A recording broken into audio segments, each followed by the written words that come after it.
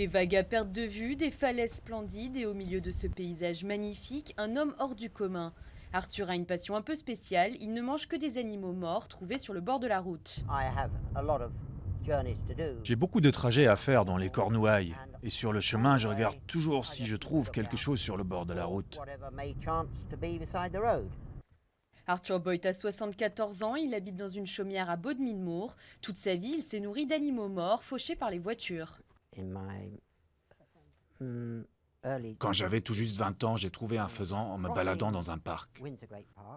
Avec ma mère, nous l'avons ramassé, mis dans un sac, et quand ma mère m'a demandé ce que je voulais en faire, je lui ai dit « On n'a qu'à le cuisiner ». C'était le début d'une vocation pour toute une vie, et certaines trouvailles valaient vraiment le détour. Alors qu'est-ce qu'on a là-dedans?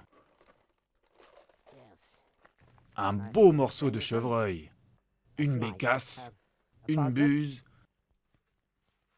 Là, on a 2 éperviers, un ver de terre. Voici des verdiers, vous savez, les oiseaux qui rentrent dans les fenêtres. Et là, un bébé hérisson.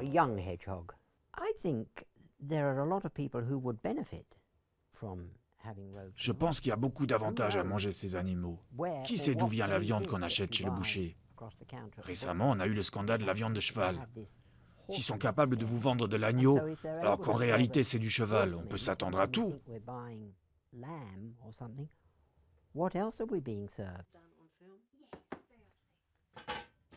Très vite, Arthur précise qu'il n'écrase pas d'animaux volontairement. Dans sa casserole, il se prépare un ragoût de putois, ce qui n'est pas du goût de tout le monde. Récemment, j'ai reçu des coups de téléphone à 2-3 heures du matin le dimanche. Il y a même un type qui s'est fait passer pour un animal mort. Aucune critique ne lui fera perdre l'appétit. Et si jamais vous vous demandez quel goût a le ragoût de putois, Oh, c'est chaud! C'est une viande assez forte, un peu comme le gibier.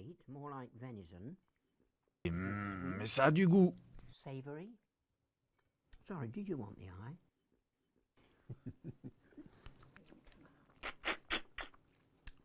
Suck its nose.